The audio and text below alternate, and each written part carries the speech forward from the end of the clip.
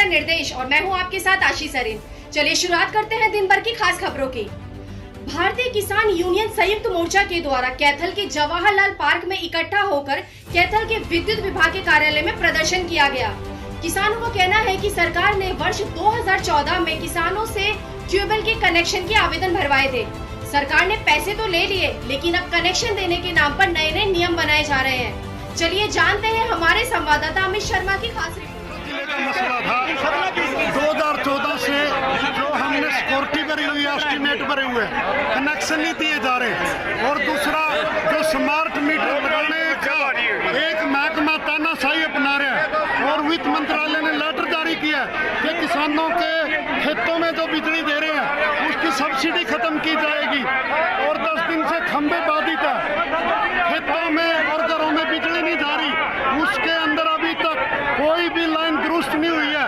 इन मसलों को लेकर के हम सरकार को चेता देना चाहते हैं, यदि किसानों की समस्याओं का शीघ्र समाधान नहीं हुआ तो यहाँ बिजली बोर्ड के ऊपर हम स्थायी तौर पे धरना लगाएंगे, बिजली अधिकारियों का घेराव करेंगे, और बिजली मंत्री को ये बता देना चाहते हैं कि आज सरकार फेल हो चुकी है। बिजली मंत्री जी, आप कहते थे कि मैं किसान से संबंधित हूँ और देवीलाल का लड़का हूँ, अब देवीलाल का लड़का कहाँ चला गया?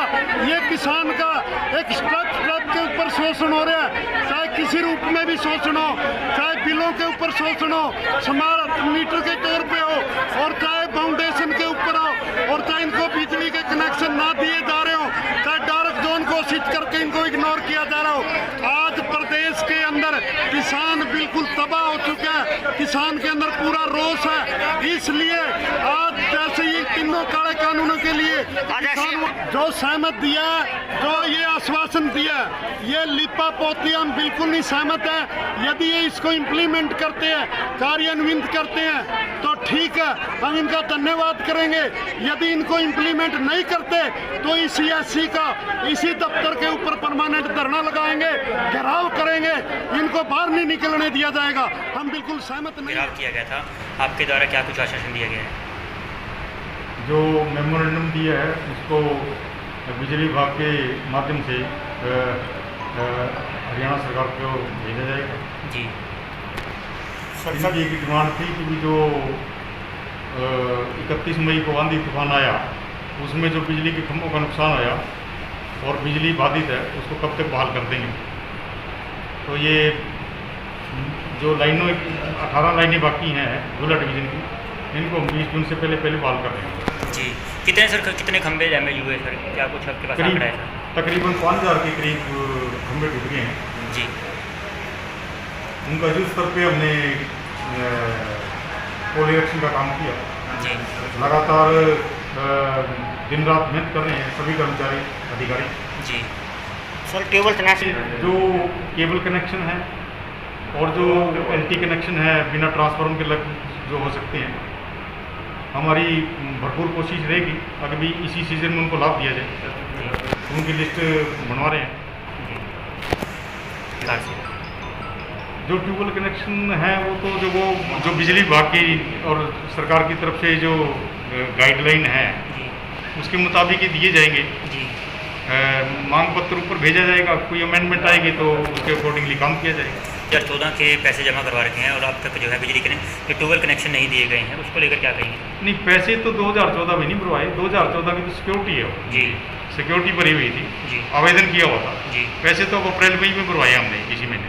ठीक है सर वो मोटर की कंडीशन बता रहे हैं, तो मोटर वगैरह की मोटर एम्पेंडेड फर्म में हैं कुछ जिनको एम्पेंडल की है मोटर, तो एम्पेंडेड फर्मों की ही लगेंगी, वो तो नीतिगत मामला है। 25 तारीख तक का समय दिया गया है, तो इसके अंदर में कितना का रिकवर करवाएंगे सर?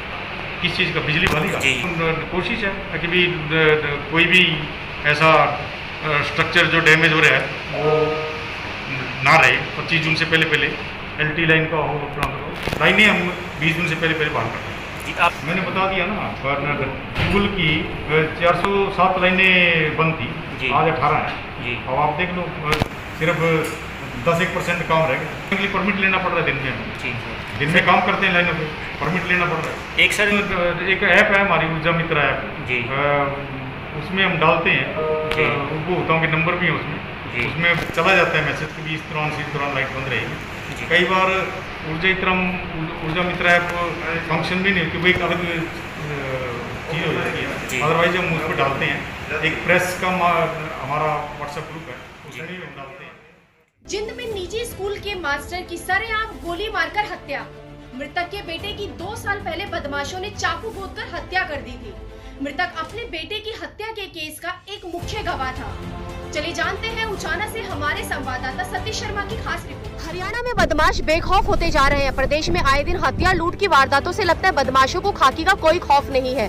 ताजा मामला हरियाणा के जिंद जिले से सामने आया है, जहां निजी स्कूल के संचालक की गांव में सरेआम गोली मारकर हत्या कर दी गई। मामला उचाना कला कस्बे के अलीपुरा गांव का है। मृतक की पहचान सुरेश नाम से हुई है, जो गांव में ही करीब 25 साल से स्कूल चला रहा था।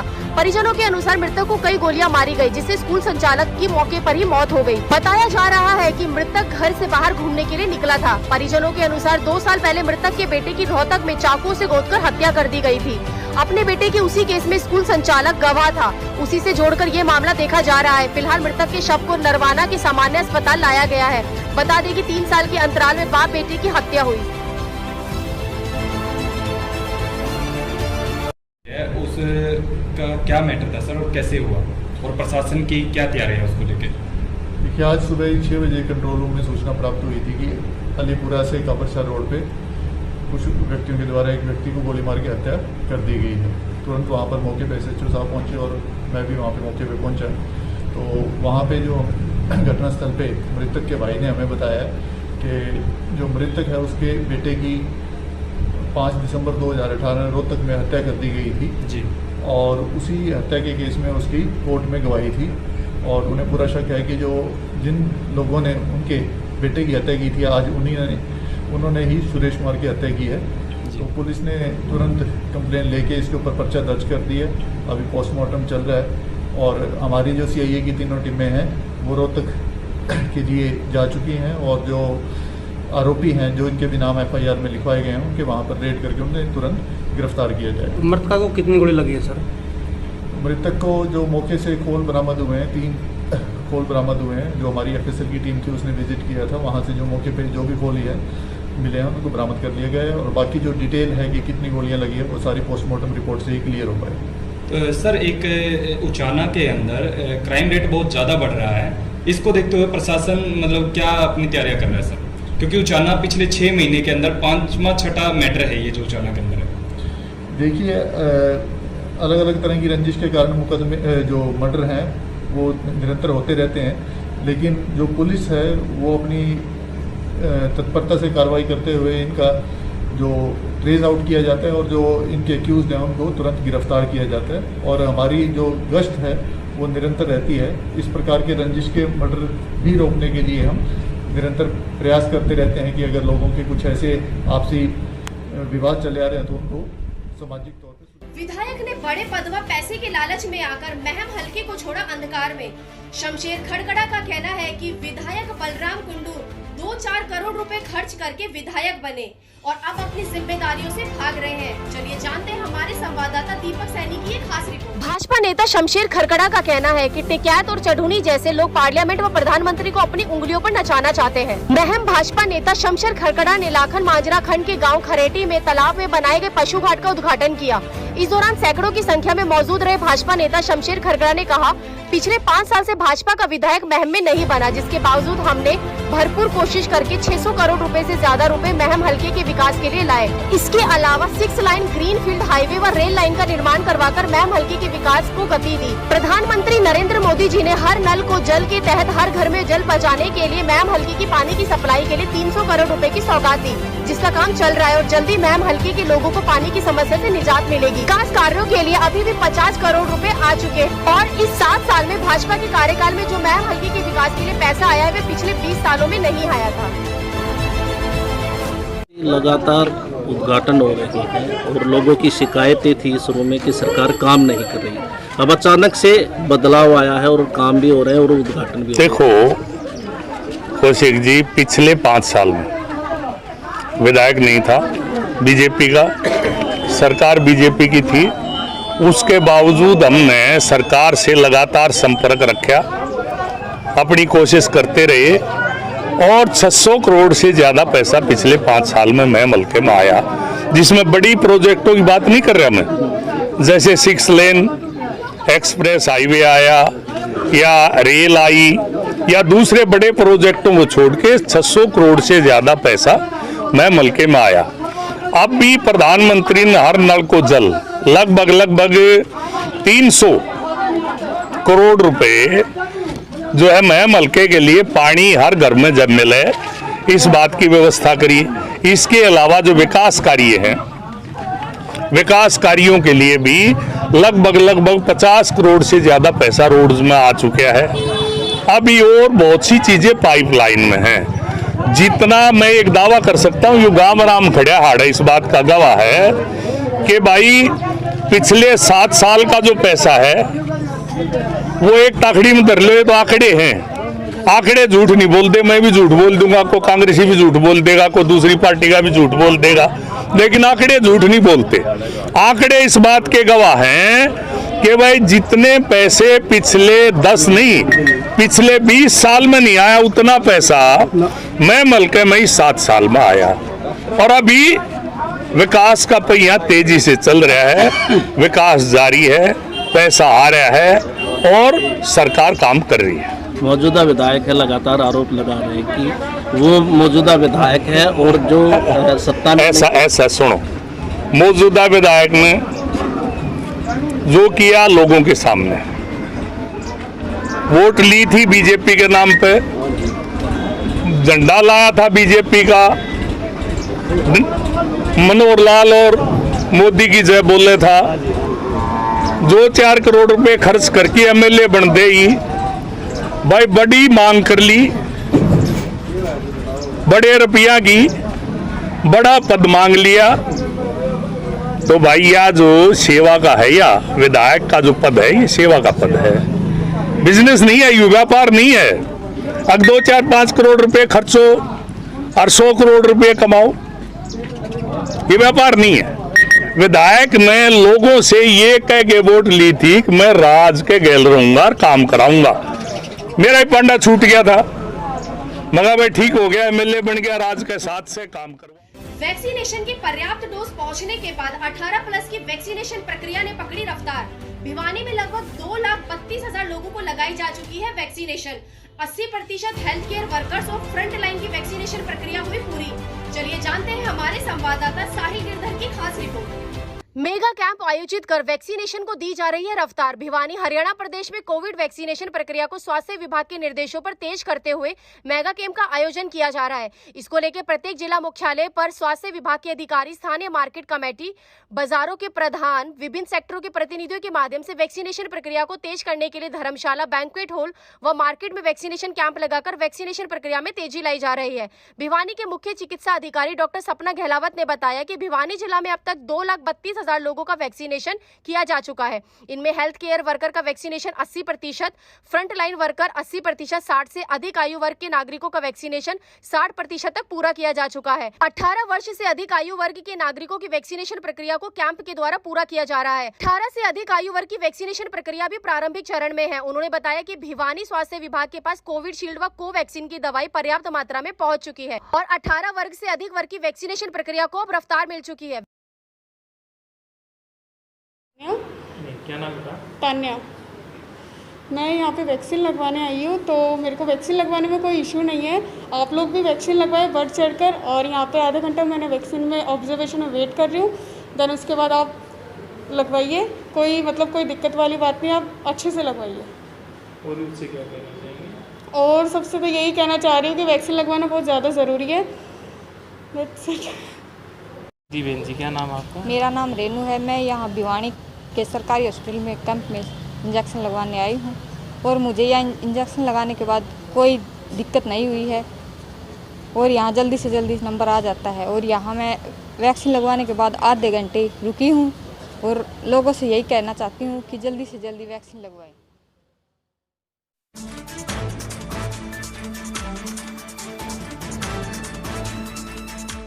आसिफ हत्या मामले में एसपी नरेंद्र बिजारनिया ने की प्रेस कॉन्फ्रेंस। उन्होंने बताया कि पुरानी रंजिश के चलते इस हत्या को अंजाम दिया गया। इस मामले में 14 आरोपी नामजद हैं। जिसमें से 6 आरोपियों को गिरफ्तार कर लिया गया है और बाकी को भी जल्द गिरफ्तार कर लिया जाएगा। उन्होंने बताया कि इस मामले की निष्पक्ष जांच कराई जाएगी और साथ ही बताया कि जो आरोपी गिरफ्तार कर लिए गए हैं आज उन्हें कोर्ट में पेश कर रिमांड पर लिया जाएगा। आज मंगलवार को जिला उपायुक्त धीरेन्द्र खड़गटा और एसपी नरेंद्र बिजारनिया मृतक आसिफ परिवार के परिजनों से मिले और उनके दुख को बांटा और साथ ही उन्हें जल्द ही न्याय दिलाने का भरोसा दिया। खलीलपुर में आसिफ मर्डर हुआ है परसों। इसके अंदर परिवार वालों ने 14 नामजद और कुछ अन्य के नाम दिए हैं जिनका इस घटना में संलिप्तता बताई गई है। तो इस मामले में कल एफआईआर दर्ज कर ली गई है और कल ही 6 लोगों को गिरफ्तार कर लिया गया है। बाकी लोगों को गिरफ्तार करने के लिए डीएसपी हेडक्वार्टर की अध्यक्षता में एक एसआईटी बना दी गई है जिसमें cyber cell incharge, CI incharge और बाकी पुलिस ऑफिसर्स की ड्यूटी लगाई गई है। इसकी जो बाकी जो मुलजिम हैं इनको जल्द से जल्द पकड़ा जा सके। सर पहले भी कोई आपसी रंजिश या कुछ ऐसा बात निकल रहा है? जो इन 2 गांव में लड़कों के गुट बने हुए थे, इसके अंदर इनका पहले भी तू में छोटी मोटी आपस में घटना हुई है, लेकिन ये कोई बड़ी वारदात आपस में इनकी हुई नहीं थी। आपस में छोटी मोटी घटनाओं को लेके ये लोग रंजिश रखे हुए थे। ठीक है सर। डीसी साहब ने आपने विजिट किया है गाँव का, तो शांति स्थिति नियंत्रण में है? जी, गांव के अंदर एक्स्ट्रा फोर्स की तैनाती भी की गई है और गांव के ही मौजूद लोगों की मीटिंग लेके उनको समझाइश की गई है कि गांव में शांतिपूर्ण माहौल बना रहे और ऐसी घटना की पुनरावृत्ति ना हो। और उसके सिवा जो न्यू डिस्ट्रिक्ट के भी मौजूद लोग हैं उनकी भी मीटिंग ली गई है। सबसे अनुरोध किया गया है कि सोशल मीडिया पे जो अफवाहें फैला रहे हैं और जो मुद्दे को गलत रंग देने की कोशिश कर रहे हैं उनके खिलाफ भी सारे लोग एकजुट होकर कार्य करें। सर एसआईटी का गठन किया गया है, कौन कौन उसमें शामिल हैं और कितनी जगह छापेमारी की गई है, कोई और कामयाबी मिली? जी, एसआईटी डीएसपी सुधीर तनेजा के नेतृत्व में बनाई गई है जिसमें सीआईए टीम के मेंबर्स भी हैं, साइबर सेल के भी हैं। सभी काबिल अफसरों को लगाया गया है और इसके अंदर अभी धरपकड़ जारी है। 6 लोग गिरफ्तार कर लिए गए हैं और जल्दी ही बाकी आरोपी भी गिरफ्त में होंगे। जो सर आरोपी गिरफ्तार हुए हैं उनको कोर्ट में पेश कर रिमांड किया गया है, क्या प्रक्रिया है? अभी उनको कोर्ट में पेश करने की प्रक्रिया चल रही है और उनके बाद में आज उनके आगे इन्वेस्टिगेशन के लिए रिमांड पे लिया जाएगा। अब तक की सबसे बड़ी ब्रेकिंग न्यूज, चुनावी रंजिशों के चलते नवनिर्वाचित प्रधान की गई गोली मारकर हत्या। कैंट थाना क्षेत्र में लाल फाटक के पास नवनिर्वाचित प्रधान मोहम्मद इशाक रिजवी की चुनावी रंजिशों के चलते गोली मारकर हत्या कर दी गई है। घटना की जानकारी लगते ही पूरे क्षेत्र में हड़कंप मच गया। मौके पर पहुंची पुलिस ने शव को कब्जे में कर पोस्टमार्टम के लिए भेज दिया है। चलिए जानते हैं बरेली से लादिन मंसूरी की खास रिपोर्ट। जानकारी के मुताबिक परंगवा के नवनिर्वाचित प्रधान मोहम्मद इशाक रिजवी को गुरुवार शाम को उस समय गोली मार दी गई जब वे किसी निजी काम से लाल फाटक आ रहे थे। पुलिस ने पीड़ित परिवार की शिकायत पर 4 लोगों के खिलाफ मुकदमा दर्ज कर एक पूर्व प्रधान रतनलाल को गिरफ्तार कर लिया है। पुलिस के मुताबिक प्रथम दृष्टया 3 गोली 315 बोर की शरीर में लगना प्रतीत हो रहा है। मृतक के शव को सील सर्व मुहर कर पंचायतनामा की कार्यवाही कर पोस्टमार्टम हेतु भिजवाया जा रहा है। मौके पर कई उच्चाधिकारीगण मौजूद हैं, वहीं शांति व्यवस्था बनी हुई है। मृतक की पत्नी द्वारा गांव परंगवा के मोहर सिंह प्रधान प्रत्याशी रतनलाल पूर्व प्रधान पर हत्या के आरोप लगाए गए हैं। पुलिस को फिलहाल पीड़ित पक्ष से तहरीर नहीं मिली है। एक अभियुक्त रतनलाल को गिरफ्तार कर लिया गया है।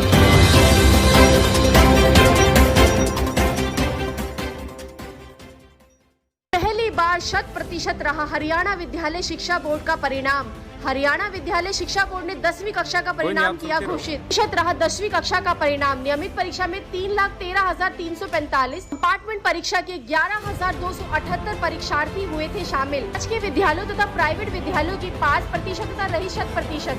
ग्रामीण क्षेत्र के विद्यार्थी व शहरी क्षेत्र के विद्यार्थियों की 5% भी 100% रही। भिवानी हरियाणा विद्यालय शिक्षा बोर्ड की 10वीं परीक्षा का परिणाम घोषित किया गया। पहली बार हरियाणा विद्यालय शिक्षा बोर्ड का रिजल्ट 100% रहा। Board chairman doctor Jagbir Singh एवं सचिव राजीव प्रसाद ने शुक्रवार को 10वीं कक्षा रिजल्ट घोषित किया। परीक्षार्थी बोर्ड वेबसाइट पर ये रिजल्ट देख सकते हैं। बता दें कि हरियाणा विद्यालय शिक्षा बोर्ड द्वारा 10वीं कक्षा की परीक्षा 20 अप्रैल से ली जानी थी, लेकिन कोरोना महामारी के चलते ये परीक्षा 15 अप्रैल को रद्द कर दी गई थी। हरियाणा विद्यालय शिक्षा बोर्ड ने शुक्रवार को 10वीं कक्षा का परिणाम घोषित किया। चरखी दादरी से हमारे संवाददाता साहिर गिरधर की खास रिपोर्ट। मिले हैं उसके आधार पर परिणाम घोषित किया है। तो इन सब का विचार करते हुए हमारे बोर्ड के कर्मचारी अधिकारियों ने सबने मिलकर के ये तय किया और माननीय शिक्षा मंत्री जी से सलाह लेते हुए कि अभी हम भी इंटरनल के मार्क्स के आधार पर विद्यार्थियों का परीक्षा परिणाम घोषित कर दें, क्योंकि विद्यालय खुल चुके हैं और अध्यापक भी उसमें आ रहे हैं, तो विद्यार्थी समय से जाकर के एडमिशन ले सकें। तो आज बोर्ड मार्च 21 की परीक्षाओं का परिणाम घोषित कर रहा है, जिसमें 10वीं कक्षा के शैक्षणिक नियमित के विद्यार्थियों का परीक्षा परिणाम सभी विद्यालयों का, सभी जिलों का और पूरे प्रांत भर का 100% रहा। इस प्रकार कंपार्टमेंट की जो परीक्षा थी जिनकी बाकी थी, उनका पिछले वर्ष वाला ही क्राइटेरिया लेते हुए कि उनकी शेष विषयों की परीक्षा हो चुकी थी, उसके आधार पर एवरेज बनाते हुए उसका जो विषय बाकी था कंपार्टमेंट का, उसमें उसको पास घोषित किया गया। सेकेंडरी नियमित के परीक्षा के इस बार 3,13,345 परीक्षार्थियों को ये परीक्षा देनी थी, जिनका आज परीक्षा परिणाम घोषित किया जा रहा है।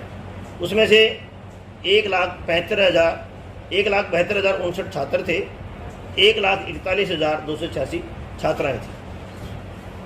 इसी प्रकार कंपार्टमेंट की जो परीक्षा जिन्होंने देनी थी, ऐसे 11,278 परीक्षार्थी थे, जिनका परीक्षा परिणाम सबका पास घोषित किया गया है, जिसमें से 5,884 छात्र हैं और 5,394 छात्राएँ हैं। सभी राजकीय और प्राइवेट विद्यालयों की पास प्रतिशतता 100% रही।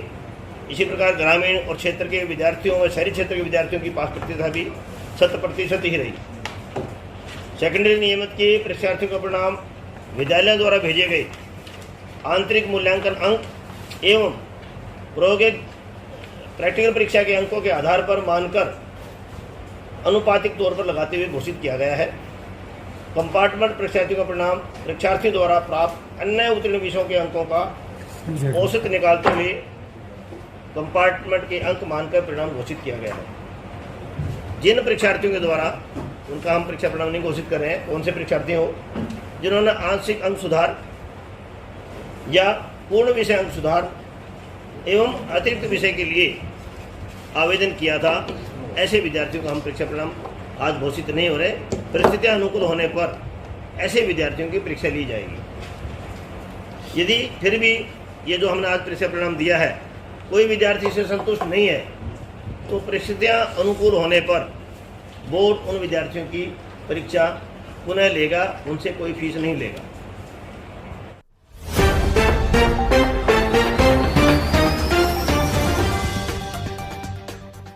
कैथल जनकपुरी बस्ती वासियों ने सेक्टर 21 सिविल लाइन थाना में शिकायत दर्ज करवाने आए। उन्होंने कहा कि जो जिला परिषद कैथल में जो अवैध निर्माण बना हुआ है, वहां पर कुछ दिन पहले एक साध्वी मकान बनाकर रह रही थी, लेकिन अब साध्वी वहां से चली गई है और अब वहां पर कुछ शरारती तत्वों के द्वारा उस जमीन पर कब्जा किया गया है। वे चाहते हैं कि वे जमीन खाली करवाई जाए, लेकिन सिविल लाइन थाना प्रभारी ने उसकी शिकायत लेने से मना कर दिया है।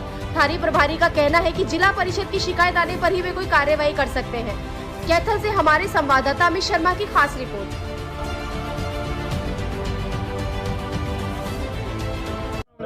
मैं शमशेर सिंह, जनकपुरी कॉलोनी वासी। तो क्या मामला था? मामला ये है कि जिला परिषद में जो अवैध निर्माण बना हुआ है, वो निर्माण लगभग 5-6-7 दिन पहले जो साध्वी रहती थी उसने खाली कर दिया। अभी वो अवैध निर्माण खाली पड़ा है और उसमें अभी दूसरे असामाजिक तत्व जो हैं वो उनका आवागमन है, और जिसके कारण कभी भी कोई मतलब उधर में उल्टे सीधे काम हो सकते हैं। और कॉलोनी की जो क्या बोलते हैं उसको हैं, ये जिला परिषद के परिसर में एक अवैध निर्माण बना रखा है। एक पहले महिला थी बाबा के भेष में, उसने तो वो अभी लगभग 8-10 दिन पहले छोड़ के चली गई है। तो उसके बाद अवैध निर्माण खाली था। हम एप्लीकेशन देने लग रहे हैं बार बार कि अवैध निर्माण खाली, और इसमें असामाजिक तत्वों का आना जाना लग रहा है, अब भी रात को भी और दिन को भी। तो उसी के संदर्भ में हम SHO साहब से मिले हैं और कल DC साहब से मिले थे हम उसके बारे में कि जी ऐसे ऐसे अवैध निर्माण में असामाजिक तत्व आ रहे जा रहे हैं, इनका आना जाना बंद किया जाए। कॉलोनी में शांति भंग होने लग रही है और तनाव की स्थिति बढ़ने लग रही है वहाँ पे। तो SHO साहब ने आपको क्या बोला? SHO साहब ने बिल्कुल मना कर दिया कि मैं इस एप्लीकेशन के ऊपर कोई कार्रवाई नहीं कर सकता। जिला परिषद कोई कार्रवाई करेगा और वो हमको कहेगा तो हम कार्रवाई करेंगे, अनादर इसके सिवा हम कुछ नहीं कर सकते। एसपी साहब से आज मिलेंगे तो अच्छी बात है, नहीं तो हम सोमवार को बिल्कुल मिलेंगे सभी कॉलोनी वासी।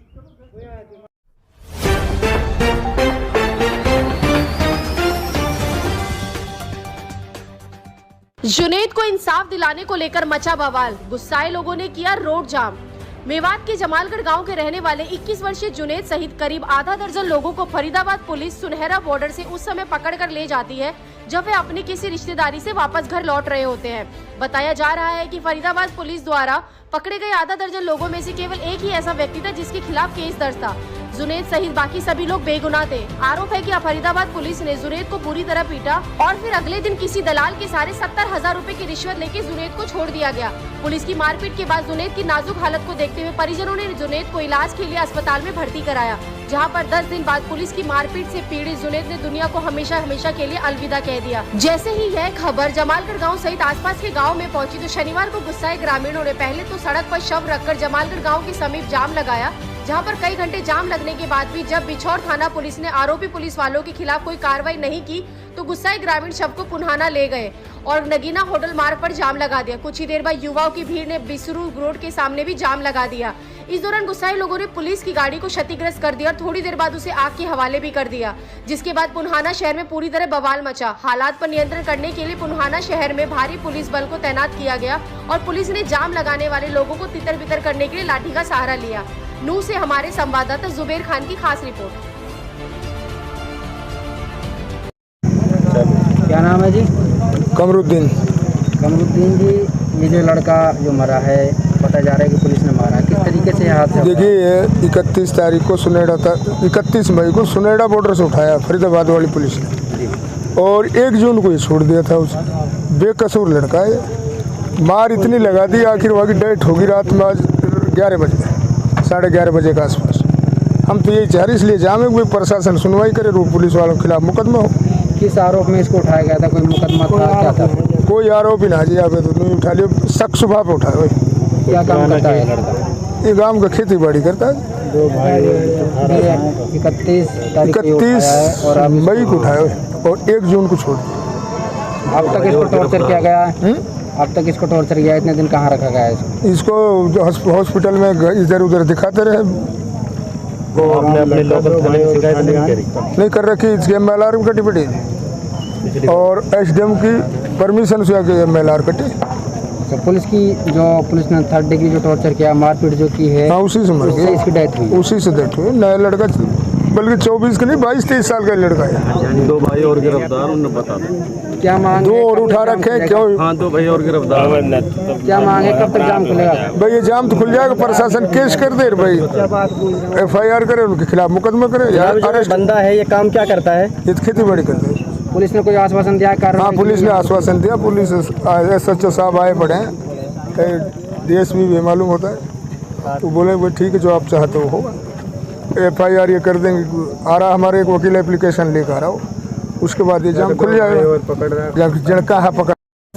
वकील साहब, कुछ लड़कों को यहाँ से निर्दोष लड़के बताए जा रहे हैं, फरीदाबाद की पुलिस उनको उठाती है। बताया जा रहा है कि उनको इस तरीके से मारा पीटा है कि एक की डेथ हो गई है और बेकसूर लोगों से फिर पैसे की मारपीट अलग की है, पैसे को भी डिमांड की है और पैसे लेकर उनको छोड़ा गया है। क्या कहेंगे पुलिस इस बारे में? ये घटना 31/5/2021 की है और तकरीबन शाम को 6 बजे जो हरियाणा में गांव है एक सुनेड़ा, वहाँ से इनको फरीदाबाद की साइबर क्राइम के इसमें 7 तो उनको बाय नेम हम जानते हैं हमारे साथी और 4-5 लोग और थे जो इनको ज़बरदस्ती वहाँ पर उठा के ले गए और इनको इतनी बुरी तरह से मारा कि जिस तरह से एक पशु को भी इंसान नहीं मार सकता। और उसकी हालत आप देख सकते हैं, आज जो डेड बॉडी हमारे बीच में जो नौजवान की 21 साल का नौजवान लड़का है का पूरा शरीर उनका सूजा हुआ है। तो इस तरह से पुलिस की जो जास्ती और जुल्म और जो देखते हैं कि इतनी निर्दयता से हत्या करना, इतना तो कोई दुश्मन भी नहीं सोचता। ये पुलिस नहीं है, ये बिल्कुल नरभक्षी बनी हुई है। तो इन चीज़ों के हमने खिलाफ कार्रवाई करवाने के लिए हमने आज हम ये न्याय चाहते हैं कि पुलिस स्टेशन में तुरंत हमारी FIR दर्ज करी जाए और FIR के बाद एक मेडिकल बोर्ड से इसका पोस्टमार्टम हो और मुलजिमों को अरेस्ट करे। अगर प्रशासन इसमें कोताही या ढिलाई बरतता है तो हमारा पूरा इलाके का हर आदमी इस न्याय की लड़ाई लड़ने के लिए तैयार है। और इसकी एक खास और वजह और है कि इस जो जुनैद लड़का हमारा गुजरा है बेचारा मरहूम, इसके खिलाफ कोई भी आज तक किसी थाने में कोई भी मुकदमा दर्ज नहीं है, कोई भी मुकदमा दर्ज नहीं है।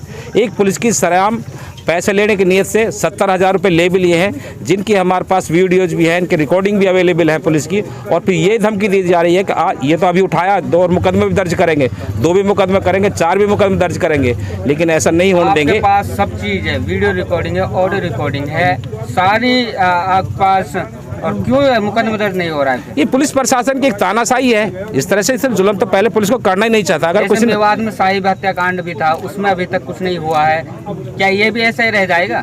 ये पुलिस प्रशासन की और सरकार का जो निकम्मापना है, इससे इस तरह से मुलजिमों को छूट देना कि उनके खिलाफ कानून कार्रवाई नहीं करना, एक पुलिस प्रशासन और जो जुल्म जास्ती करने वाले हैं उनके एक हौसले बुलंद करते हैं। और इसी वजह से आज हमारा एक जुनैद भाई भी एक अल्लाह का प्यारा हो गया। अगर पुलिस प्रशासन और सरकार इन पर सही कार्रवाई करे तो ये जास्तियाँ रुक जाएंगी। क्या रणनीति रहेगी? क्या आगे हमारी रणनीति ये रहेगी, जब तक हम अपनी डेड बॉडी को नहीं दफनाएंगे, जब तक मुलजिमों का अरेस्ट नहीं होगा, मुकदमा दर्ज नहीं होगा, मेडिकल बोर्ड से इनका पोस्टमार्टम नहीं होगा, तब तक हम मैयत को नहीं दफनाएंगे। ये हमारा एक चैलेंज रहेगा। आप एक वकील हैं, कानून के बारे में अच्छी तरीके से जानते हैं।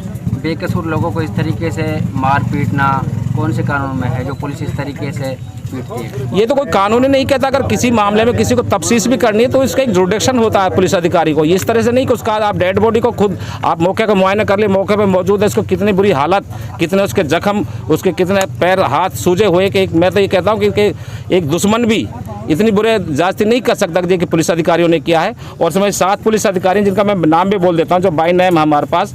राजेश SHO है, सुरजीत SI है, नरेश हेड कांस्टेबल है, दरवीर हेड कांस्टेबल है, नरेंद्र SI है, जावेद ASI है, बसंत है और 4-5 और अन्य हैं जिनके हम नाम नहीं जानते।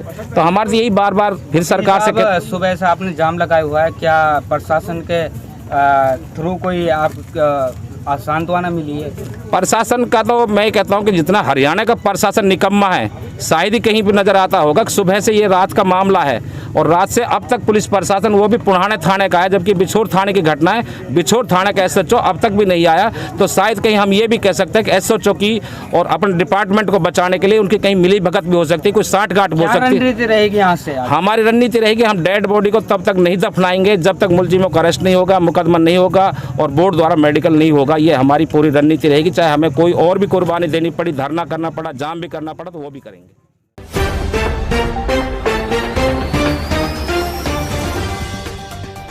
रिलायंस द्वारा की गई एक अनूठी पहल। कोविड मरीज ले जाने वाली एम्बुलेंस और ऑक्सीजन सिलेंडर ले जाने वाली गाड़ियों को मिलेगा मुफ्त तेल। चलिए जानते हैं उचाना से हमारे संवाददाता सतीश शर्मा की एक खास रिपोर्ट। देश भर में रिलायंस द्वारा शुरू की गई इस नई पहल में हर रोज 50 लीटर मुफ्त पेट्रोल और डीजल डाला जाएगा। जाना Reliance petrol pump diesel Mahipal Khedi Mansania ने बताया कि कंपनी द्वारा सभी DC CMO को पत्र भेजकर जानकारी दे दी गई है। ऑक्सीजन सिलेंडर ले जाने वाली गाड़ी को CMO से लेकर आना होगा पत्र। महामारी के इस दौर में कारगर साबित होगी ये पहल। हर कोई करे इस आपदा में अपने स्तर पर सहयोग। सोशल डिस्टेंसिंग, फेस मास्क सहित अन्य नियमों का भी पालन करें और वैक्सीन भी जरूर लगवाएं। कुरुक्षेत्र की समाज सेवी संस्था राजा अजीत सिंह लाडवा मेमोरियल ट्रस्ट की तरफ से जरूरतमंद रोगियों के घर पर पहुंचाया जाएगा ऑक्सीजन सिलेंडर। जानते हैं हमारे संवाददाता लाडवा से मानवगढ़ की खास रिपोर्ट। कोरोना महामारी ने जहां समाज में दहशत फैलाई हुई है, वह गंभीर मरीज ऑक्सीजन की कमी से जूझ रहे हैं। उसी को देखते हुए शहर की अग्रणी समाज सेवी संस्था स्वतंत्रता सेनानी Raja Ajit Singh Ladwa memorial trust registered Kurukshetra ने जरूरतमंद गंभीर रोगियों के घर घर तक ऑक्सीजन सिलेंडर पहुंचाने का बीड़ा उठाया है। उसी कड़ी में शनिवार दोपहर को समिति के सदस्यों ने लाडवा की गुगा माड़ी के नजदीक एक कोरोना के मरीज के घर ऑक्सीजन सिलेंडर पहुँचाया। वहीं डॉक्टरों की टीम ने आकर कोरोना के मरीज का चेकअप भी किया। ट्रस्ट के चेयरमैन समाज सेवी लखविंदर पाल सिंह ग्रेवाल ने बताया कि जब प्रशासन ने समाज सेवी संस्थाओं से मदद के लिए अनुरोध किया तो ट्रस्ट ने सरकारी पोर्टल पर सहायता के लिए स्वयं को रजिस्टर कर दिया। रेड क्रॉस समिति के माध्यम से लोगों के घरों तक ऑक्सीजन सिलेंडर पहुंचाया जा रहा है। गांव झालावाड़ में पुलिस ने लॉकडाउन के नियमों को लेकर सख्ती बढ़ा दी है। अब बेवजह घर से निकलने वालों की कोई खैर नहीं। चलिए जानते हैं हमारे संवाददाता अनस खान की एक खास रिपोर्ट। झालावाड़ पुलिस की लॉकडाउन के नियमों को लेकर एक के बाद एक नई सख्ती को लेकर जहां पहले बेवजह घूमने वालों के चालान काटे जा रहे थे और साथ ही उन्हें हेलीकॉप्टर बनाकर फिल्मी गानों पर नचवाया जा रहा था, अब पुलिस द्वारा एक नया तरीका अपना लिया गया है। यह वीडियो झालावाड़ के बस स्टैंड का है जहां पुलिस बेवजह घूमने वालों की पूजा कर रही है। आज माननीय विधायक संजय सिंह जी ने गुरुग्राम सांसद श्री राव इंद्रजीत और अन्य जिलाधिकारियों के साथ की वीडियो कॉन्फ्रेंस, जिसमें उन्होंने कोविड-19 से संबंधित समस्याओं पर चर्चा की। चलिए जानते हैं इससे जुड़ी खास रिपोर्ट। माननीय विधायक संजय सिंह जी ने माननीय गुरुग्राम सांसद श्री राव इंद्रजीत सिंह जी, जिला उपायुक्त गुरुग्राम, पुलिस आयुक्त, आयुक्त नगर निगम, सिविल सर्जन गुरुग्राम के साथ जिला सलाहकार समिति में ऑनलाइन वीडियो कॉन्फ्रेंस द्वारा अपने विधानसभा क्षेत्र की इस कोविड-19 वैश्विक महामारी से संबंधित सभी समस्याएं रखी और उन्हें जल्द से जल्द दूर करने के लिए कहा और कहा कि मेरे विधानसभा क्षेत्र की जनता को आगे किसी प्रकार की असुविधा न हो, उसके लिए सख्त से सख्त कदम उठाने के लिए कहा। महम में सड़क हादसे में 55 वर्षीय व्यक्ति की मौके पर ही मौत हो गई। सड़क पर कोई भी ब्रेकर और कट न होने की वजह से हर 5 से 6 दिन में वहाँ सड़क हादसों में लोगों की मौत हो जाती है। ग्रामीणों ने आक्रोश में आकर घंटों भर का सड़क पर जाम लगाया और सरकार से मांग की है कि जल्दी वहाँ पर ब्रेकर बनाए जाए। चलिए जानते हैं हमारे संवाददाता दीपक सैनी की खास रिपोर्ट। एक्सीडेंट हुआ है, लाश पड़ गई। हर लाश तक उठाएंगे जब यहाँ पे हमारा समाधान होगा। हमारे आधा लीटर अब आपका इधर हो जाए, क्या करें, गाँव घर खाली हो जाएगा, हम क्या करेंगे? फिर दिलासा दे जाएंगे, भाई न्यू कर देंगे। कम तक कम भी घने नहीं, पुलिस प्रशासन में रिकॉर्ड है 5 आदमी आड़ा और इसे जिसमें एक बालक था 18 साल का, उन्हें घर नाश हो गया। आज जो हो गया या तो हमारा यहाँ कट हो या पावर ब्रिज हो। सड़क हादसे में 55 वर्षीय व्यक्ति की मौत, मेन रोड पर ब्रेकर व कट बनवाने की मांग पर अड़े ग्रामीण। महम थाना प्रभारी कुलवीर सिंह व पुलिस मौके पर मौजूद। थाना प्रभारी के आश्वासन पर ग्रामीणों ने खोला रोड जाम। हादसे के बाद मौके से फरार ट्रक चालक, पुलिस ने कब्जे में लिया ट्रक। महम बहलवा गांव के समीप ट्रक बाइक की टक्कर में 55 वर्षीय व्यक्ति की मौके पर ही मौत हो गई, जिससे बहलवा गाँव के ग्रामीणों ने शव को रोड पर रखकर रोहतक हिसार मार्ग पर जाम लगा दिया। ग्रामीणों ने लगभग 1 घंटे के करीब रोड को जाम करके रखा, जिससे रोड के दोनों ओर वाहनों की लंबी कतारें लग गई। ग्रामीणों ने बताया कि मेन रोड से बहलवा की तरफ जाने के लिए ना कोई कट है, ना ही कोई ब्रेकर है, जिससे हर 5-6 दिन के बाद सड़क हादसे में लोगों की मौत हो जाती है। उन्होंने कहा कि जब तक हमारी समस्या का समाधान नहीं होगा, ये रोड जाम नहीं खुलेगा। वहीं मौके पर पहुंचे थाना प्रभारी ने बताया कि ग्रामीणों की मांग है कि यहाँ ब्रेकर बनाया जाए ताकि सड़क हादसे से बचा जा सके। सुबह तो ये गाँव का रोहतास, तो गाँव वाले की ये मांग थी भाई यहाँ ब्रेकर, तो DGM से बात होगी है, उन्हें परसों तक ही कहा भाई जो छोटे वाले ब्रेकर है ना 8-7 इकट्ठे होते हैं वो बनवा देंगे। हाँ, तो गाँव वाले संतुष्ट हैं। हाँ, तो उन्होंने अपने भेज दी है डेड हाउस और फटाफट पोस्टमार्टम करा हवाले करते हैं। तेज तर्रार लालापुर थाना प्रभारी वृंदावन राय को मिली अब तक की सबसे बड़ी कामयाबी। चलिए जानते हैं हमारे संवाददाता फतेह मोहम्मद की खास रिपोर्ट। प्रयागराज लालापुर थाना प्रभारी वृंदावन राय के द्वारा अपराधियों के विरुद्ध चलाए जा रहे अभियान के तहत मुखबिर की सूचना पर 6 अंतर्राज्यीय वाहन चोर को गिरफ्तार किया गया, जिनकी निशानदेही पर 11 चोरी की मोटरसाइकिल, 1 चोरी की बोलेरो, 2 चोरी के ट्रैक्टर भी बरामद किए गए। वहीं लुटेरों की तलाशी लेने पर लालापुर पुलिस टीम को 32 बोर की 1 पिस्टल के साथ जिंदा कारतूस और उनके पास से मौजूद बैग में 10 अदद देशी जिंदा बम भी बरामद किए गए। गिरफ्तार किए गए सभी लुटेरे प्रयागराज जनपद के साथ अन्य जनपदों में भी चोरी की घटनाओं को अंजाम दिया करते थे। वहीं पड़ोसी राज्य मध्य प्रदेश में भी इनके द्वारा चोरी की कई घटनाओं को अंजाम दिया गया है, जबकि गिरफ्तार हुए 6 अंतर्राज्यीय चोरों के विरुद्ध अन्य थानों में आपराधिक मुकदमे दर्ज है। प्रयागराज के थाना लालापुर में आज एक अंतर जनपदीय वाहन चोर गिरोह को पकड़ा गया है, जिनमें कुल 6 अभियुक्त गिरफ्तार किए गए हैं, जिनके पास से 11 दोपहिया मोटरसाइकिलें, 2 ट्रैक्टर तथा 1 बोलेरो भी बरामद हुई है। मोटरसाइकिलों में तेज़ रफ्तार बाइकें जैसे कि अपाचे, पल्सर तथा बुलेट भी बरामद हुई हैं। ये जो गिरोह है ये प्रयागराज और इसके अन्य सीमावर्ती जनपदों में चोरी किया करते थे, जैसे कि प्रतापगढ़ और भदोही की भी इसमें गाड़ियाँ चोरी की बरामद हुई हैं और इसे फिर ये सेकेंड हैंड मार्केट में कम दामों में बेच दिया करते थे। गिरफ्तार किए गए अभियुक्तों के पास से तमंचे, जिंदा कारतूस एवं कुछ देसी बम भी बरामद किए गए हैं। उचाना में चल रही है सरेआम गुंडागर्दी, बेखौफ होकर घूम रहे हैं बदमाश। कुछ समय पहले NDM स्कूल के संचालक सुरेश की गोली मारकर दिन दहाड़े हत्या कर दी गई थी। 2.5 साल पहले उनके बेटे की हत्या कर दी गई थी। वह अपने बेटे के केस का मुख्य आरोपी था, लेकिन बदमाशों ने कुछ समय पहले उनकी भी हत्या कर दी। चलिए जानते हैं हमारे संवाददाता सतीश शर्मा की खास रिपोर्ट।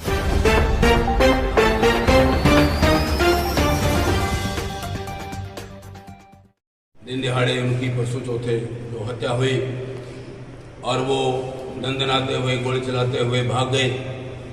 हम आज हमारे समाज की मीटिंग हुई और समाज में बहुत रोष है मुख्यमंत्री के लिए भी और प्रशासन के लिए भी कि प्रशासनिक जो सिस्टम है वो हिल चुका है, बिल्कुल प्रशासन पंगु और लकवाग्रस्त हो चुका है।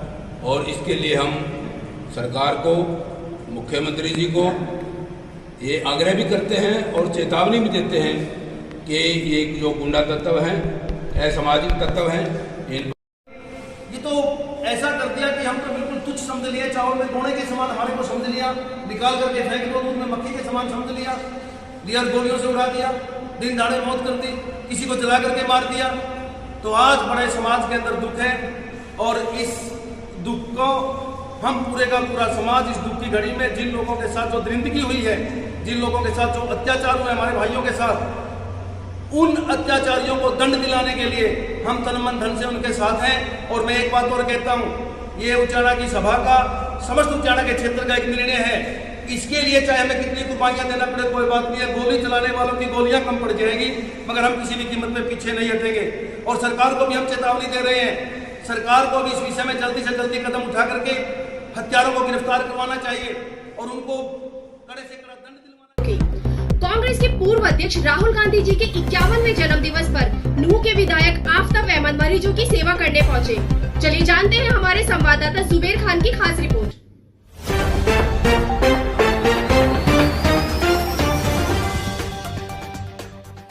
कांग्रेस के पूर्व अध्यक्ष राहुल गांधी जी के 51वें जन्म दिवस पर नूह विधायक व हरियाणा कांग्रेस विधायक दल के उप नेता चौधरी आफ्ताब अहमद शहीद हसन खान मेवाती मेडिकल कॉलेज में मरीजों के बीच पहुंचे और उन्हें फल, मास्क आदि वितरित किए। साथ पीसीसी सदस्य चौधरी मेहताब अहमद के अलावा यूथ कांग्रेस व NSUI के पदाधिकारी मौजूद थे। चौधरी आफ्ताब अहमद ने मरीजों से मिलकर उनका हालचाल जाना, अस्पताल का निरीक्षण किया, फिर कॉलेज के निदेशक और डॉक्टरों की बैठक ली। किन किन मौजूद पर बातचीत हुई है और लोगों को बेहतर स्वास्थ्य सुविधाएं यहाँ मिले, उसको लेकर आप क्या कहेंगे? हम हमेशा से ही शहीद हसन खान मेडिकल कॉलेज, क्योंकि एक हमारे नेताओं की सोच थी, हमारी पार्टी की सोच थी कि यहाँ स्वास्थ्य सेवाएं इस इलाके में बेहतर करी जाएं, तो जब से इसका आधारशिला रखी है, जब से ये वजूद में आए, जब से हम इस पर पूर्ण तरीके से निगरानी रखते हैं और अपनी जिम्मेवारी को निभाते हुए हम जब भी मौका मिलता है हम उसमें आते हैं। आज भी हम आए और हम कोरोना जब शुरू हुआ था, जब भी आके इनको मीटिंग ली गई थी और उसमें डायरेक्टर उस वक्त की जो थी उससे कहा गया था कि आप बेहतर से बेहतर तैयारी करें। लेकिन आप देख सकते हो कि कोरोना समय में बहुत सी ऐसी दुर्भाग्यपूर्ण यादें जो इस मेडिकल कॉलेज से हुई, उसमें बड़ा स्वास्थ्य सेवाओं को जो जिस तरीके से करना चाहिए था उसमें चाहे कमी राज्य सरकार की हो, लेकिन वो इलाके को उम्मीद इस मेडिकल कॉलेज से थी, तो बड़ी हमें मुश्किल हुई और लोग उस वक्त पीड़ा में थे, ज़रूरत थी तो उसमें हुई। तो उसमें हम आज उन सभी बातों को मद्देनज़र रखते हुए कि क्या चिकित्सा सुविधाएं दी जा रही हैं, ऑक्सीजन प्लांट की क्या जो नई स्थापित होने उनकी क्या पोजीशन है, ब्लैक फंगस के इंजेक्शनों की क्या जो ज़रूरत पड़ती है उसमें क्या है, और किस तरीके की आपकी आगे की तैयारी है और किस तरीके से बेहतर आप स्वास्थ्य सुविधा दे सकते हैं, और जो कमियां हैं उन कमियों को नज़रअंदाज ना करा जाए, उन पर कार्रवाई करके उनको पूर्ण तरीके से उन पर अमल में लाया जाए। जो हमारे से मदद है हम सरकार से कहेंगे, बेशक सरकार विपक्ष में है हम, लेकिन हम उनसे मजबूर करेंगे कि वो इन बातों को कहें, क्योंकि हमारे 550 करोड़ रुपए का ये लागत से बना हुआ हॉस्पिटल अगर ये भी लाचार होता है और ये खुद भी बीमारों का इलाज नहीं कर सकता तो लोगों का विश्वास टूटता है। और हम आज इसी क्रम में यहाँ आए थे और बैठक करके, और आगे के लिए भी इसी तरीके से हम चाहेंगे कि बेहतर से बेहतर चिकित्सक सुविधाएं इस मेडिकल कॉलेज के माध्यम से हम अपनी जनता को दे सकें। स्ट्रेंथ लिफ्टिंग वर्ल्ड चैंपियन बेटी की मदद में उठे अनेकों हाथ। सिसर गांव की खिलाड़ी सुनीता को विधायक कुंडू ने दी 5 लाख रुपए की आर्थिक सहायता और 3.5 लाख रुपए की स्पोर्ट्स किट। चलिए जानते हैं हमारे संवाददाता दीपक सैनी की खास रिपोर्ट।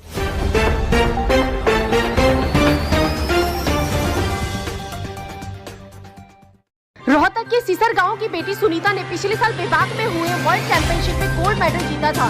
दरअसल सुनीता के परिवार की आर्थिक हालत बहुत कमजोर है। पिछले साल सुनीता के परिवार ने कर्जा लेकर बेटी को विभाग में हुए वर्ल्ड चैंपियनशिप में भाग लेने भेजा था। हाँ, बेटी ने अपनी प्रतिभा दिखाई और गोल्ड मेडल जीतकर देश का गौरव बढ़ाया। लेकिन यह कर्ज उतारने के लिए माता पिता के साथ ही सुनीता को भी मजदूरी करनी पड़ रही है। साथ ही वे इस साल होने वाली यूरोपीय वर्ल्ड चैंपियनशिप के लिए भी तैयारी कर रही है।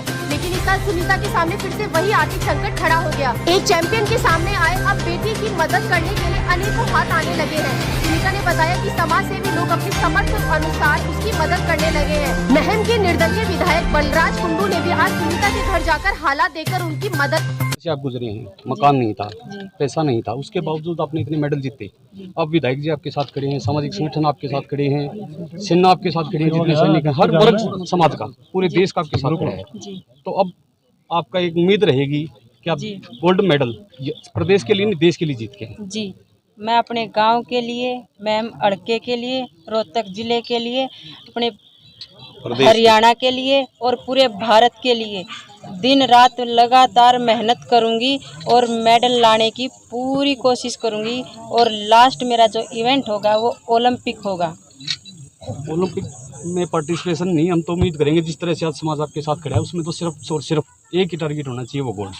जी, ओलंपिक गोल्ड की तो बात कर रही है। हाँ जी सर, वही बोल रही हूँ सर। मैं अपनी तरफ से पूरी कोशिश करूँगी, मेहनत करूँगी, क्योंकि मैंने अभी देखा है सोशल मीडिया की वजह से पूरा देश अपना जो बाहर विदेशों में रहते हैं वो भी मेरे साथ खड़े हैं। तो मेरा खुद का दायित्व बनता है कि मैं उनके लिए कुछ करूँ।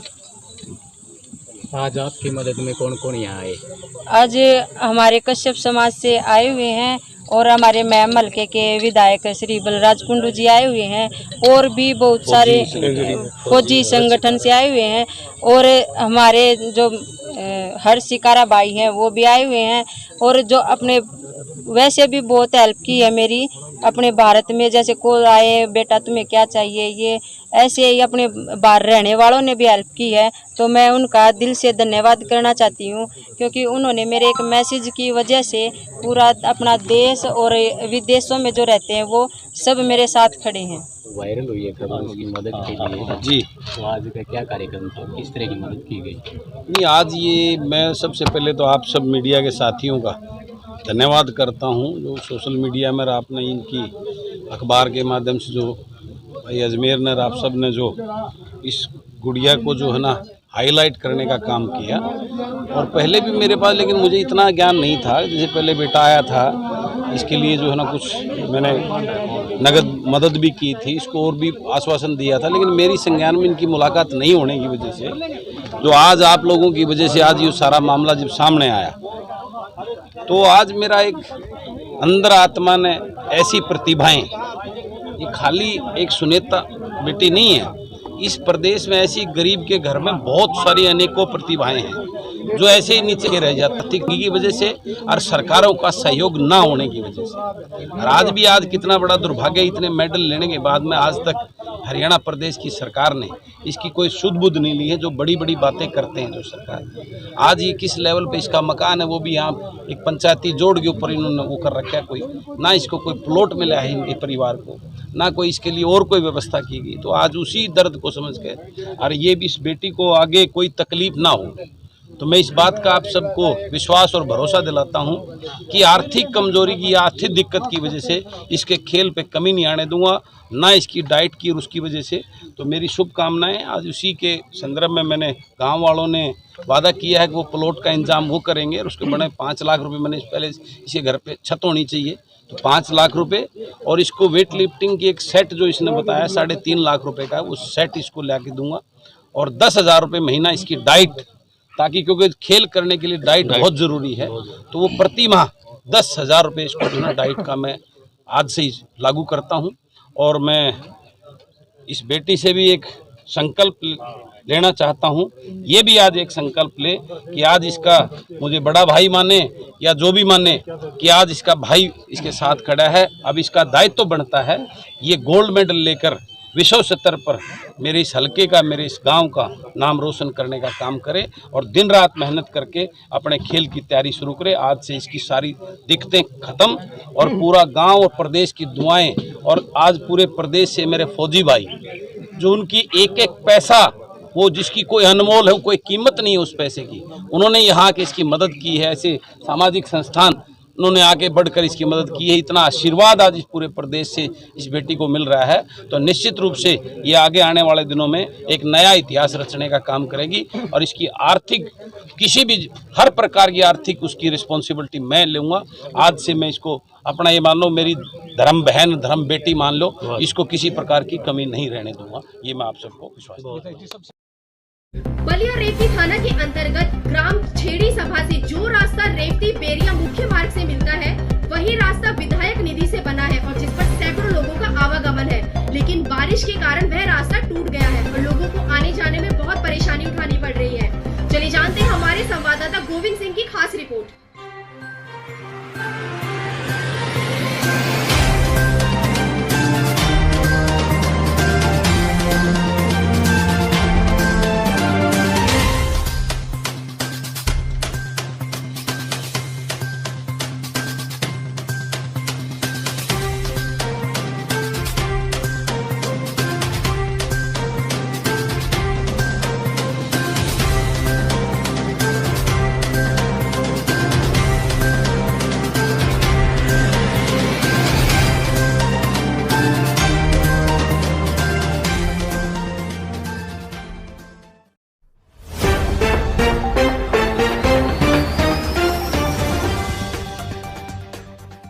नमस्कार, आप देख रहे हैं समाचार निर्देश और मैं हूं आपके साथ आशीष सरीन। चलिए शुरुआत करते हैं खास खबरों की। पहली बार 100% रहा हरियाणा विद्यालय शिक्षा बोर्ड का परिणाम। हरियाणा विद्यालय शिक्षा बोर्ड ने 10वीं कक्षा का परिणाम किया घोषित। रहा 10वीं कक्षा का परिणाम। नियमित परीक्षा में 3,13,345, कंपार्टमेंट परीक्षा के 11,278 परीक्षार्थी हुए थे शामिल। आज के विद्यालयों तथा प्राइवेट विद्यालयों की 5% तथा रही 100%। ग्रामीण क्षेत्र के विद्यार्थी व शहरी क्षेत्र के विद्यार्थियों की 5% भी 100% रही। भिवानी हरियाणा विद्यालय शिक्षा बोर्ड की 10वीं परीक्षा का परिणाम घोषित किया गया। पहली बार हरियाणा विद्यालय शिक्षा बोर्ड का रिजल्ट 100% रहा। Board chairman doctor Jagbir Singh एवं सचिव राजीव प्रसाद ने शुक्रवार को 10वीं कक्षा रिजल्ट घोषित किया।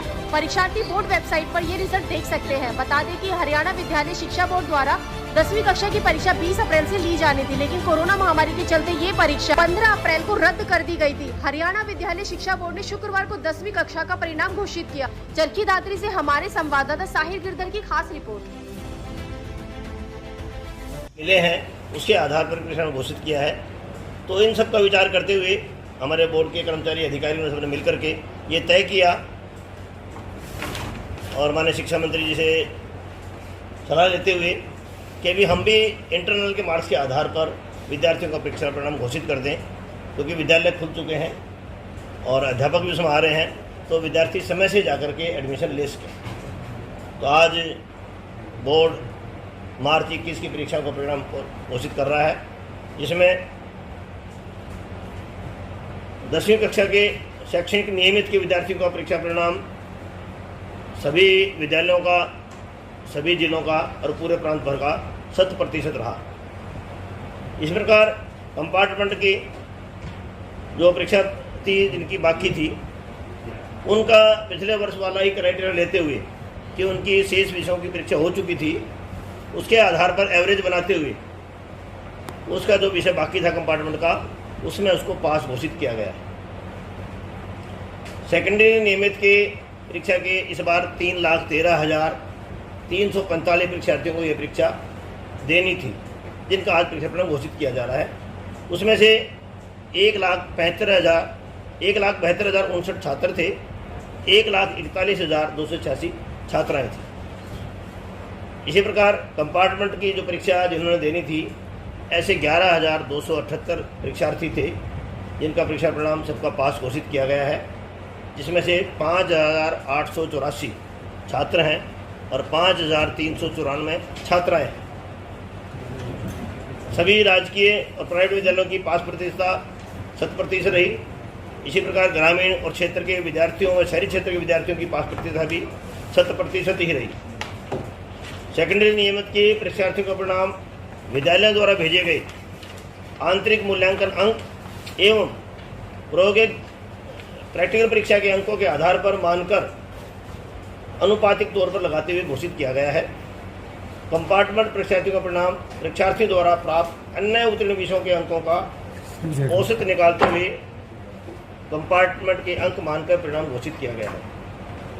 जिन परीक्षार्थियों के द्वारा उनका हम परीक्षा परिणाम नहीं घोषित कर रहे हैं, कौन से परीक्षार्थी हो जिन्होंने आंशिक अंक सुधार या पूर्ण विषय अंक सुधार एवं अतिरिक्त विषय के लिए आवेदन किया था, ऐसे विद्यार्थियों को हम परीक्षा परिणाम आज घोषित नहीं हो रहे। परिस्थितियां अनुकूल होने पर ऐसे विद्यार्थियों की परीक्षा ली जाएगी। यदि फिर भी ये जो हमने आज परीक्षा परिणाम दिया है कोई विद्यार्थी से संतुष्ट नहीं है, तो परिस्थितियां अनुकूल होने पर बोर्ड उन विद्यार्थियों की परीक्षा पुनः लेगा, उनसे कोई फीस नहीं लेगा।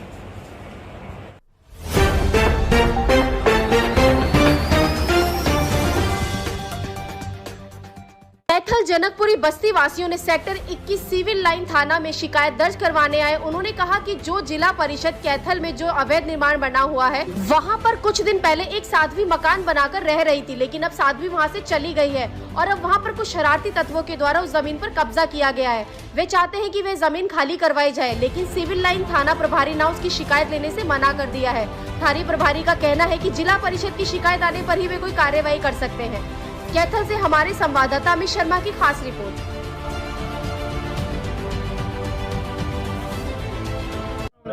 मैं शमशेर सिंह, जनकपुरी कॉलोनी वासी। तो क्या मामला था? मामला ये है कि जिला परिषद में जो अवैध निर्माण बना हुआ है, वो निर्माण लगभग 5-6-7 दिन पहले जो साध्वी रहती थी उसने खाली कर दिया।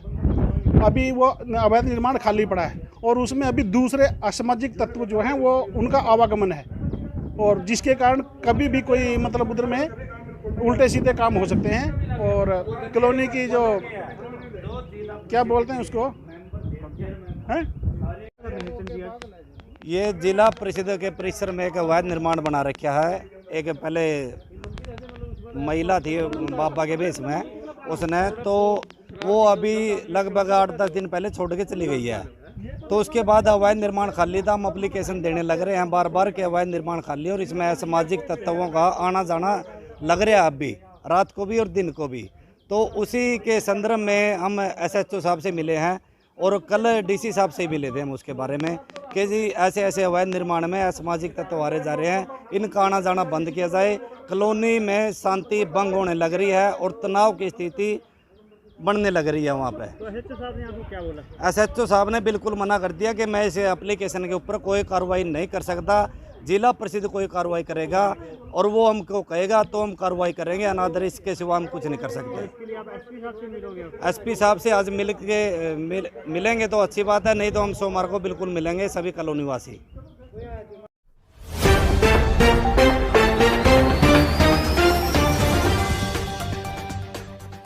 जुनैद को इंसाफ दिलाने को लेकर मचा बवाल, गुस्साए लोगों ने किया रोड जाम। मेवात के जमालगढ़ गांव के रहने वाले 21 वर्षीय जुनैद सहित करीब आधा दर्जन लोगों को फरीदाबाद पुलिस सुनहरा बॉर्डर से उस समय पकड़कर ले जाती है जब वे अपनी किसी रिश्तेदारी से वापस घर लौट रहे होते हैं। बताया जा रहा है कि फरीदाबाद पुलिस द्वारा पकड़े गए आधा दर्जन लोगों में से केवल एक ही ऐसा व्यक्ति था जिसके खिलाफ केस दर्ज था।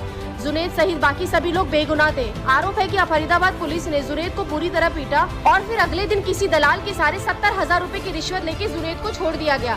पुलिस की मारपीट के बाद जुनैद की नाजुक हालत को देखते हुए परिजनों ने जुनैद को इलाज के लिए अस्पताल में भर्ती कराया, जहां पर 10 दिन बाद पुलिस की मारपीट से पीड़ित जुनैद ने दुनिया को हमेशा हमेशा के लिए अलविदा कह दिया। जैसे ही यह खबर जमालगढ़ गाँव सहित आसपास के गाँव में पहुंची तो शनिवार को गुस्साए ग्रामीणों ने पहले तो सड़क पर शव रखकर जमालगढ़ गाँव के समीप जाम लगाया, जहां पर कई घंटे जाम लगने के बाद भी जब बिछौर थाना पुलिस ने आरोपी पुलिस वालों के खिलाफ कोई कार्रवाई नहीं की तो गुस्साए ग्रामीण शव को पुन्हाना ले गए और नगीना होटल मार्ग पर जाम लगा दिया। कुछ ही देर बाद युवाओं की भीड़ ने बिसरू रोड के सामने भी जाम लगा दिया।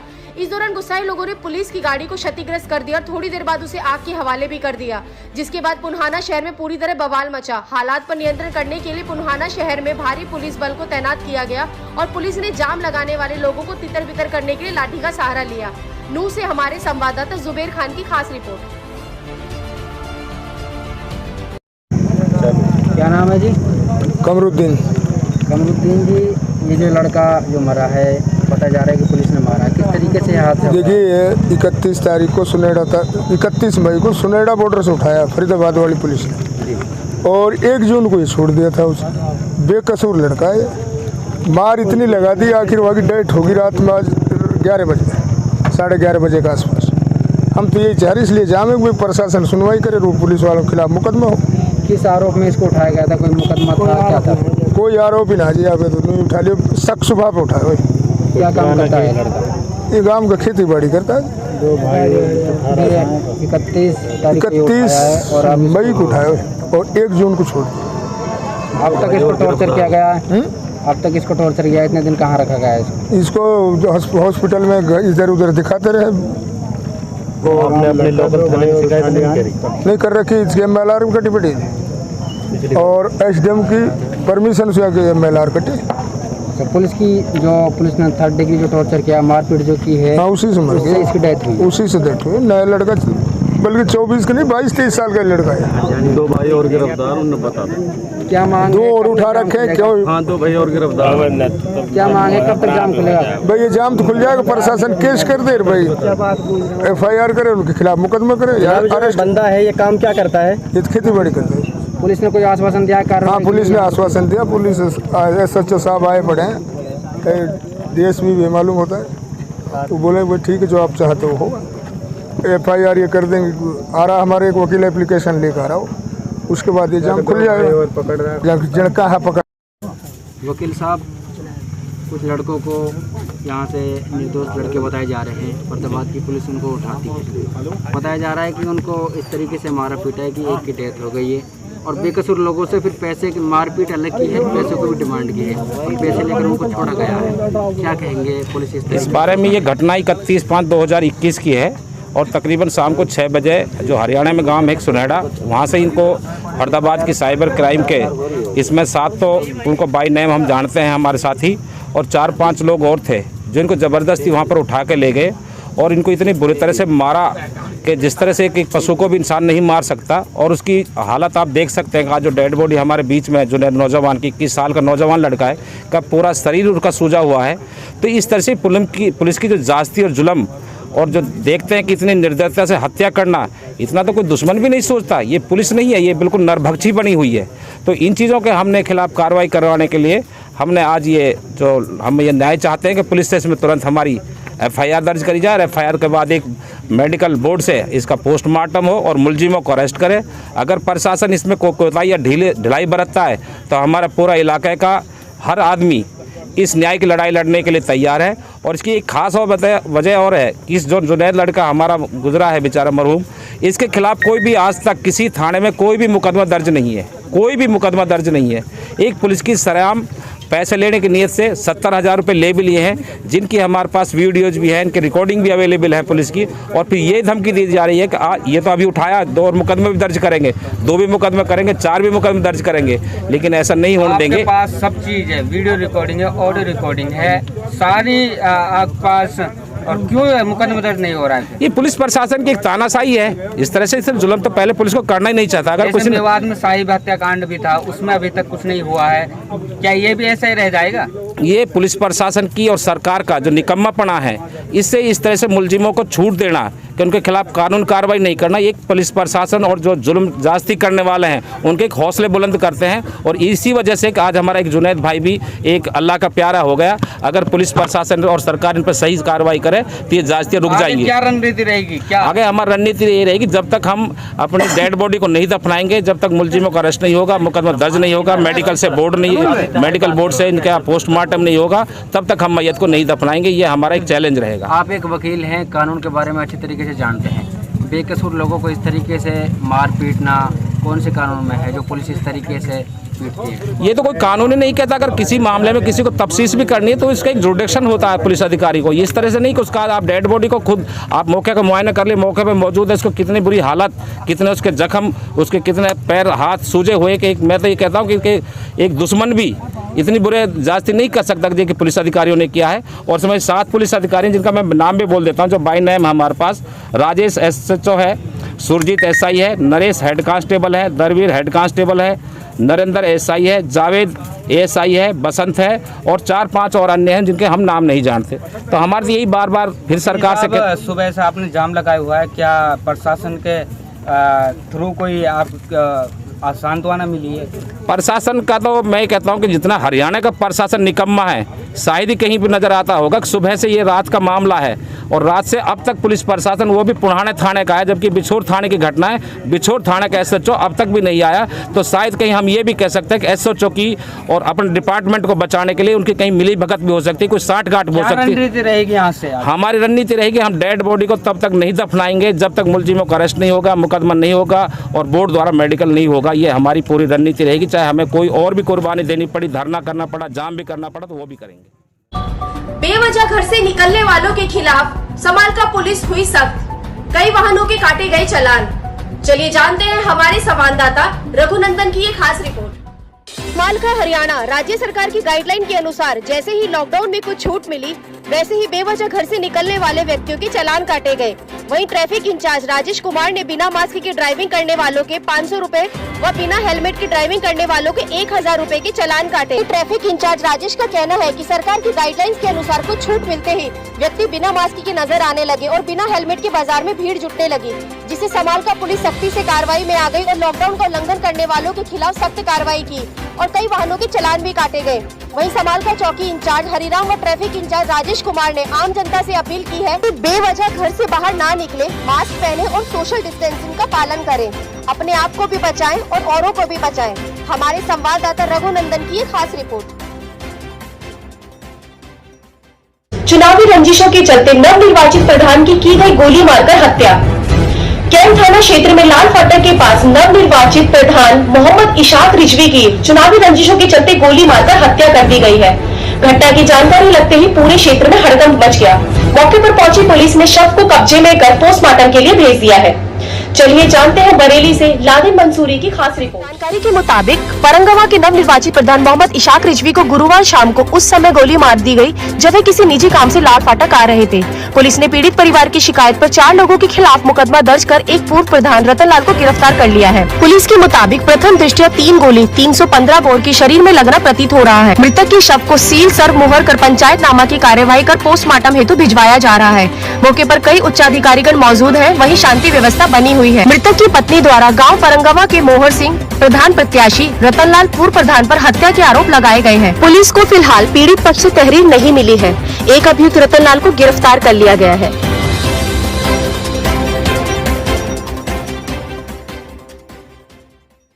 चरखी दादरी जिला विधिक सेवा प्राधिकरण द्वारा स्वास्थ्य विभाग के सहयोग से न्यायिक परिसर में कोविड टीकाकरण का आयोजन किया गया, जिसमें 45 वर्ष से कम आयु के न्यायिक अधिकारियों, अधिवक्ताओं, कर्मचारियों और स्वयं सेवकों को कोविड वैक्सीन लगाई गई। चलिए जानते हैं हमारे संवाददाता साहिल की रिपोर्ट। इस बारे में जानकारी देते हुए श्रीमती शिखा ने बताया कि हरियाणा राज्य विधिक सेवा प्राधिकरण के निर्देशानुसार प्रत्येक जिले में जिला स्तर पर इस प्राधिकरण द्वारा इस टीकाकरण कैंप का आयोजन किया जा रहा है, ताकि न्यायिक परिसर के कर्मचारियों, अधिवक्ताओं, स्वयं सेवकों को कोविड के प्रकोप से बचाया जा सके। आज के टीकाकरण कैंप में 100 लोगों का टीकाकरण किया गया। साथ ही उन्होंने बताया कि इस प्राधिकरण द्वारा अपने पैनल एडवोकेट, स्वयं सेवक व सक्षम युवाओं के माध्यम से कोविड के बचाव के लिए जागरूकता व टीकाकरण के प्रति लोगों को जागरूक करने के लिए अप्रैल माह से लगातार अभियान चलाया जा रहा है, ताकि लोगों को इस महामारी से बचाया जा सके।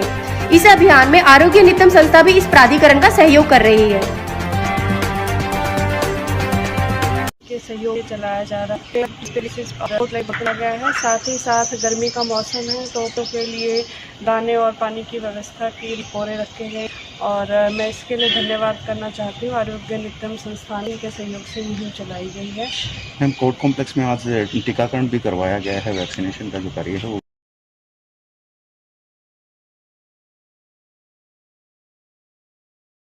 मुख्यमंत्री योगी आदित्यनाथ जी ने किया सहारनपुर का दौरा। वैश्विक महामारी कोरोना वायरस संक्रमण के सेकेंड स्ट्रेन के उभरने के बाद योगी आदित्यनाथ जी ने इसके खिलाफ बड़ा मोर्चा खोल दिया है। सीएम योगी आदित्यनाथ अब प्रदेश के जिलों में स्थलीय निरीक्षण कर कोरोना वायरस के बचाव के प्रबंधन की प्रक्रिया का जायजा ले रहे हैं और इसी क्रम में उन्होंने आज सहारनपुर का दौरा किया। अधिकारियों व जनप्रतिनिधियों के साथ की बैठक। सीएम योगी ने सर्किट हाउस पहुंचकर आज अधिकारियों और जनप्रतिनिधियों के साथ बैठक की, जहां पर जनप्रतिनिधियों ने उन्हें जनपद की मौजूदा स्थिति से अवगत कराया। बैठक में मुख्यमंत्री ने सभी की बातों को ध्यान से सुनते हुए संबंधित अधिकारियों को आवश्यक दिशा निर्देश दिए। सीएम योगी ने इंटीग्रेटेड कोविड कमांड सेंटर का किया निरीक्षण। आज दोपहर में सहारनपुर पहुंचे मुख्यमंत्री योगी आदित्यनाथ ने इंटीग्रेटेड कोविड कमांड व कंट्रोल सेंटर में निरीक्षण किया और अधिकारियों को जरूरी दिशा निर्देश देते हुए कहा कि मरीजों को किसी भी हालत में ऑक्सीजन की कमी न होने पाए।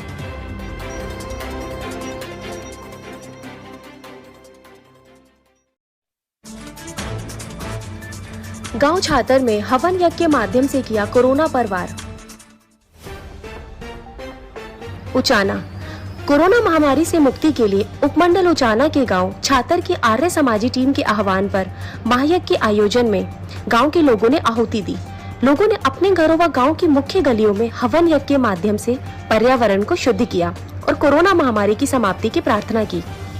वेद मंत्रों के जानकारों ने यज्ञ कर मंत्रों व गीता श्लोकों के बीच यज्ञ का आयोजन किया। इस मौके पर गांव के युवाओं ने कोविड-19 की पालना करते हुए अपने परिवार संग हवन यज्ञ किया और प्रार्थना की भारत इस महामारी से जल्द निजात पाले। आर्य समाज की टीम के सदस्य श्रवण आर्य ने हवन यज्ञ का महत्व बताया और कहा कि हवन यज्ञ वातावरण को शुद्ध करता है और कहा कि नियमित तौर पर हवन यज्ञ को करने से इस वायरस पर जीत हासिल की जा सकती है। उन्होंने कहा कि स्वास्थ्य विभाग के नियमों के पालन सहित सेवादान और प्रभु भक्ति ही हमें इस आपदा से बचा सकती है। यज्ञ को भारतीय इतिहास में सृष्टि का सुरक्षा कवच माना गया है, जिसे वेदों पुराणों में वातावरण शुद्धिकरण भी होती है। उचाना से सतीश शर्मा की रिपोर्ट।